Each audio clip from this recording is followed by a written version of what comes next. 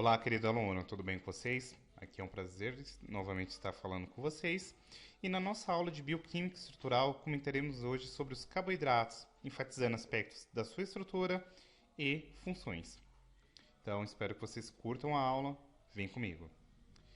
Um aspecto interessante já de antemão a ser pontuado acerca dos carboidratos é que quando nós pensamos nele, é de interesse já destacar que são biomoléculas bastante abundantes aí na natureza. Então, comumente a gente já deve ter ouvido aí de celulose, quitina, glicose, sacarose, amido, lactose e por aí vai. Então percebam que quando a gente está falando de carboidratos ou simplesmente de açúcares, é de interesse que vocês já tenham aí em mente que é uma biomolécula bastante abundante. Além disso, quando comenta-se sobre os carboidratos, é de interesse que vocês saibam que eles são formados a partir de uma unidade chamada como monossacarídeo. E entendo aqui os monossacarídeos como a unidade monomérica formadora dos carboidratos, tá? Então, qual que é o monômero de um carboidrato? O monossacarídeo. E esse monossacarídeo, já de interesse aqui, ele é um aldeído, ou também denominado aqui como aldose, ou uma cetona, denominado como cetose, que vai ter ligado a ele vários grupos hidroxilas aqui na sua molécula.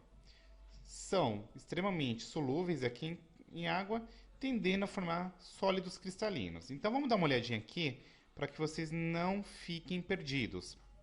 Aqui não se lembra, esse grupo aqui, ó, que eu estou destacando para vocês, é um grupo aldeído. Então, nesse contexto aqui, nós teremos o que? Justamente uma aldose. Em contrapartida, quando a gente está olhando esse outro açúcar aqui, nós temos aqui uma cetona. Então, aqui nós teremos uma cetose. Então, vamos dar uma olhadinha aqui, por exemplo, na glicose, na frutose, na ribose e na dexorribose. Se vocês observarem de antemão, a glicose ela é uma aldose. Por quê? Percebam que aqui a gente tem um aldeído. Em contrapartida, a frutose ela é uma cetose. Por quê? Notem a presença aqui da cetona.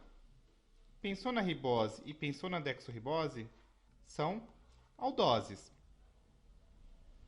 Além disso, é de interesse que vocês saibam ainda sobre os monossacarídeos, que eles são formados aqui por cadeia carbônica não ramificada, e essa cadeia carbônica ela pode possuir entre 3 a 7 átomos de carbono. E aí, a depender da quantidade de carbonos, a gente vai classificar como triose, tetrose, pentose, hexose, heptose, tá? Mas o que é mais relevante e mais comum da gente olhar aqui, tanto a nível clínico ou a nível de vestibular, é que as mais comuns citadas aí são as pentoses e as hexoses. Como exemplificação aqui de pentoses, a gente pode pensar lá na ribose ou na dexorribose. Opa! Se vocês já tiverem visto ácidos nucleicos alguma vez na vida, vocês já sabem que esses são os açúcares que constituem respectivamente o RNA e o DNA. Falou de hexose, quais são os mais comuns que a gente vai ouvir falar?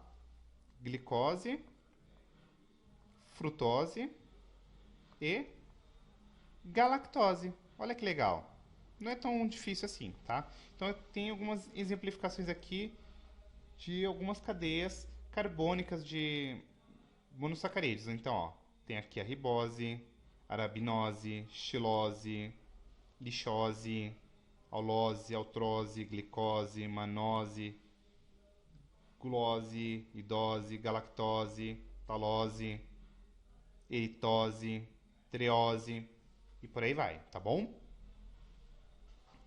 Além disso, pensando-se aqui nos monossacarídeos, é de interesse que vocês se atentem que vai possuir um ou mais carbonos quirais. E o que significa um carbono quiral mesmo? É um carbono que se liga a 4 ligantes diferentes. Então vamos pegar essa exemplificação desse contexto aqui, ó. Você tem esse carbono, que ele é quiral. Percebam, ó, que esse grupo que ele se ligou é diferente desse, que é diferente desse e diferente desse. E além disso, outro aspecto interessante de comentar sobre o monossacarídeo é que ele possui vários estereoisômeros. Então, o que acontece isso? O que isso daqui nos traz? A quem sabe aí já sobre isomeria óptica, a gente vai ter várias formas aqui, ó. Então, D-gliceraldeído, ó, L-gliceraldeído. E aí, basicamente, qual que é a grande sacada? A gente vai ter, geralmente, um estereoisômero na forma D, destrógena, ou L, levógena. Mas, comumente, no dia a dia, a gente vê mais na forma destrógena, tá bom? Como eu falei para vocês, quando a gente está pensando em monossacarídeos, os mais importantes são as hexoses e as pentoses. Por quê? Essas estruturas elas tendem a formar estruturas cíclicas, tá? Então, o que acontece aqui de maneira bastante simplificada? Se vocês derem uma olhadinha nessa projeção aqui, ó, que a gente chama de projeção de Fischer, por quê? Porque parece uma espinha de peixe, tá? O carbono ele tem uma tendência natural a fazer um processo denominado como ciclização. Eu poderia fazer esse processo aqui para vocês, mas para facilitar a nossa vidinha, e não vou cobrar isso aqui eventualmente numa avaliação, o que eu quero que vocês entendam é que, se vocês derem uma olhadinha aqui, tem um grupo carbonila, que ele forma uma ligação com hidrogênio, de uma hidroxila aí da cadeia. E aí, esse grupo formado, nós denominamos como grupo M-acetal, ou simplesmente chamado de M-cetal. E esse carbono aí da carbonila, ele é chamado de carbono anomérico. E aí a gente acaba formando formas de estereoisômeros, que é alfa ou beta. E aí já essa outra versão aqui cíclica nós chamamos de projeção de Rolf, tá? Então basicamente, quando vocês pensarem em monossacarídeos, em especial em pentose ou hexose, eles tendem a formar estruturas cíclicas. Perfeito? E aí nesse sentido, essa estrutura cíclica ela tende a assumir duas formas. A forma furano ou a forma pirano. Basicamente, quando a gente está pensando na forma pirano, ó, é essa daqui. A furano é essa. Então vamos dar uma olhadinha aqui nessa molécula de ribose, na sua forma destógena. Aqui tem a projeção de Rolf. Se vocês derem uma olhadinha, ó, olha que coisa linda. Aqui você tem formas pirâmicas, tá? Mas em contrapartida, se vocês derem uma olhadinha aqui, ó, você tem a ribopiranose, ribofuranose e ribofuranose, tá? Além disso, outro aspecto interessante, quando você comenta em especial de hexoses, é que os grupos hidroxilas são substituídos aí por outros grupos que nós denominamos como grupos substituintes. Então, o que acontece? Algumas hidroxilas dessa hexose, elas podem dar para aí, sendo substituída por algumas outras moléculas. Então, ó, por exemplo, entrou aqui um grupamento amina, então você tem aqui uma beta-D galactosamina, a manosamina. Então, ó, percebam que entrou aqui esse grupo, tá? E por aí vai. Aqui é uma exemplificação básica acerca das abreviaturas que vocês podem encontrar recorrentemente aí de monossacarídeos, tá bom? E um aspecto interessante que eu queria já destacar para vocês é que existe um elo de ligação entre os carbonos. Como assim? Eu havia comentado para vocês que a unidade monomérica que constitui os carboidratos são os monossacarídeos. E os monossacarídeos, eles se ligam entre si através de uma ligação denominada como ligação glicosídica. Tá? Então, pensou em carboidrato, pensou na ligação entre os monossacarídeos, vocês lembrem-se obrigatoriamente da ligação glicosídica. Então, como que funciona essa ligação glicosídica de maneira bastante simplificada? Se vocês derem uma olhadinha, você tem aqui um grupo hidroxila de um carbono anomérico, que é esse caso aqui, e você tem aqui o grupo hidroxila de outro carbono. A ligação se dá através desse carbono anomérico, que a gente chama comumente de carbono redutor. Então, vamos escrever aqui o carbono anomérico. Ele é redutor. Então, ele tem uma tendência natural de receber elétrons, tá? E aí, o que acontece?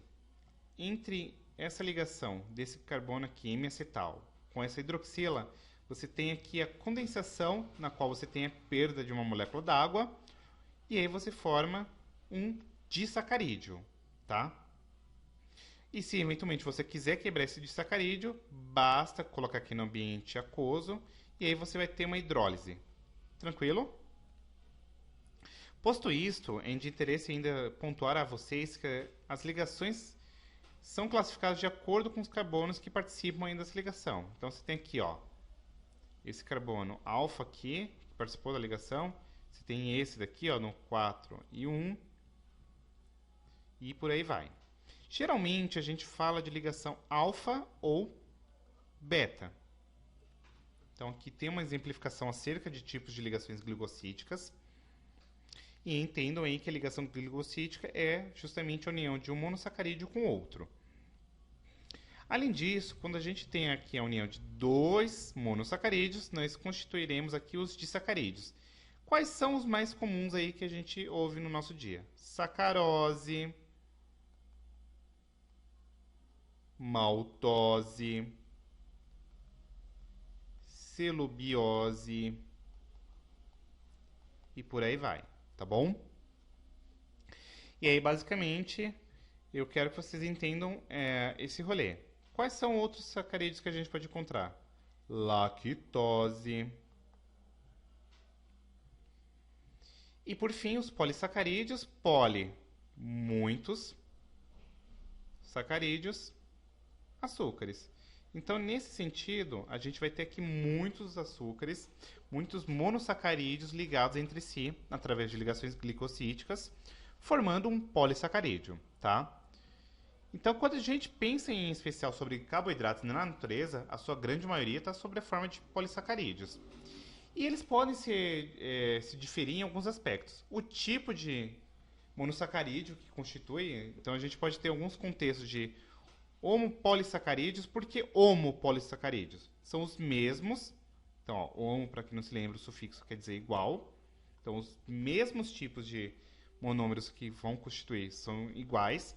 Você pode ter héteros, que são diferentes monossacarídeos. O tipo de ligação existente entre eles e o padrão de ramificação dessa molécula, tá bom? A síntese aí, além disso, um rodapé até interessante que eu queria destacar é que quando você pensa na síntese do polissacarídeo, ele não vai seguir um modelo fixo, tá?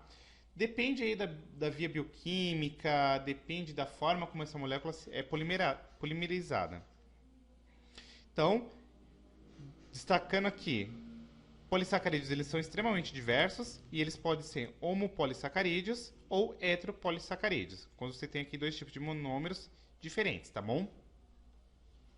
Então percebam que tem uma diversidade aqui de polissacarídeos, ó, os mais clássicos que a gente encontra: amido, amilose, alinopectina, glicogênio, celulose, quitina, glicosaminoglicanos, ácido hialurônico, peptídeo glicano e por aí vai. A gente vai comentar acerca de alguns desses que são os mais importantes, tá bom?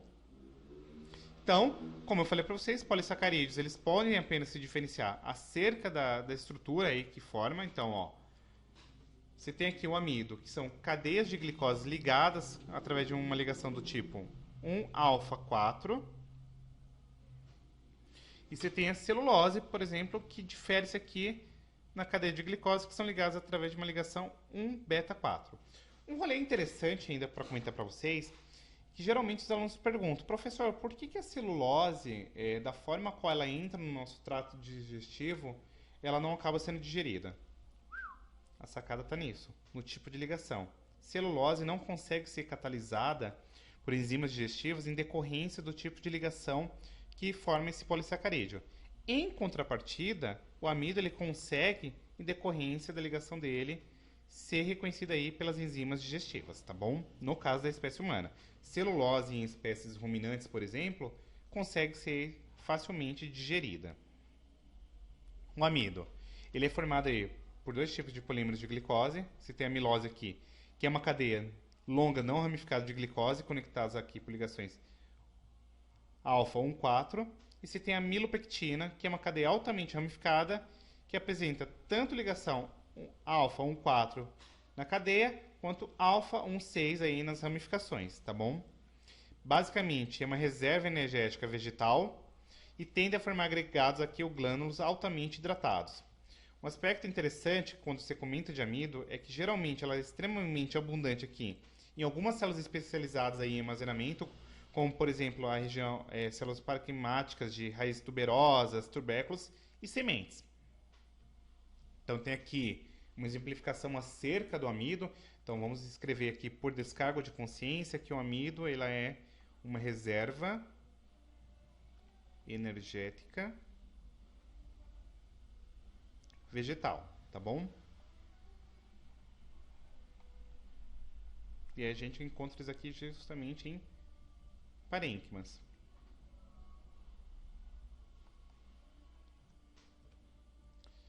Além disso, a gente pode pensar aqui no glicogênio, que é um dos principais polissacarídeos quando a gente está pensando em questão de reserva energética animal. Tá bom? Então vamos escrever aqui reserva energética animal. Ele é formado aqui por ramificações alfa, e pode apresentar aqui uma mais ramificada e compactada que o amido. É uma reserva energética animal temporária, ela é altamente degradada, né? Forma glândulos menores que o amido, é abundante em hepatócitos, aqui não se lembra, hepatócito é uma célula, do fígado, e músculo estriado esquelético, tá bom? Apresenta aqui uma grande ramificação aí, que acaba auxiliando no processo de degradação e é menos solúvel que a glicose, tá bom? Nós temos aqui a celulose, que tem aqui já um aspecto mais atrelado com estrutura. Então a gente encontra, por exemplo, celulose na parede celular vegetal. E outro tipo de polissacarídeo presente também ali é a lignina, tá bom? É formada aí por cadeias longas não ramificadas de glicose e é o componente principal aqui da célula vegetal, da parede celular vegetal, tá? E ela tende a formar aqui feixes. Então, ó, olha que coisa linda. Quando você observa, por exemplo, uma parede celular vegetal, você vê aí celulose presente ali. E ela forma meio que espécies de feixes mesmos, tá bom? Nós temos aqui a quitina, que ela é formada por cadeias lineares aqui de N-acetil-D-glucosamina. Então, ó, você tem aqui a presença de um substituinte, que é um grupamento amina, tá? Ó, olha que coisa lindinha ele aqui. E ele forma aqui fibras estendidas insolúveis. Aonde que a gente encontra esse rolê? Basicamente, em exoesqueleto de artrópodes e parede celular aqui de fungos, tá bom? Então, dando uma olhadinha aqui, ó, na parede celular de um fungo, tem aqui quitina, e na estrutura aqui de um exoesqueleto também tem-se quitina. Então, quando você pensa em quitina, você pensa aqui numa função estrutural, tá bom? Nós temos aqui os peptidoglicanos, basicamente eles são formados aqui por unidades alternantes de N-acetilglucosamina e N-acetilmurâmico. E aí os monossacarídeos se ligam aqui através de uma ligação beta 1,4. E aí aonde que a gente encontra os peptídeos glicanos? Célula bacteriana. Mas qual tipo de célula bacteriana propriamente dita a gente tem que comentar aqui? Parede celular de grãs positivas. Então, se você observar aqui, grãs positivas, elas têm uma alta concentração de peptídeo glicano, se comparado com o peptídeo glicano presente aqui em gram negativas. Então, aonde se encontra uma maior abundância de peptídeo glicano? Em grãs positivas, tá bom? Você tem aqui os glicoconjugados, que são basicamente combinações de vários carboidratos aqui com moléculas de outra natureza. Então, o que é um glicoconjugado? É você pensar, por exemplo, em um carboidrato ligado com uma proteína ou com um lipídio. Quando ele é ligado a uma proteína, você tem aqui uma glicoproteína. Então, a gente pode pensar aqui nos proteoglicanos, estão atrelados diretamente com sinalização celular. Você tem aqui os glicolipídios, quando você está pensando aqui em lipopolissacarídeos de membrana. E aqui é a exemplificação de um proteoglicano, tá bom? Lindo, geralmente está atrelado aqui com membrana plasmática. E a grande sacada é que, quando você pensa em proteoglicanos, eles estão atrelados diretamente com sinalização intracelular, tá bom? Essa é a nossa aula acerca de estrutura e algumas funções de carboidratos. Espero que vocês tenham curtido e até a próxima aula. Um forte abraço, beijão, fui!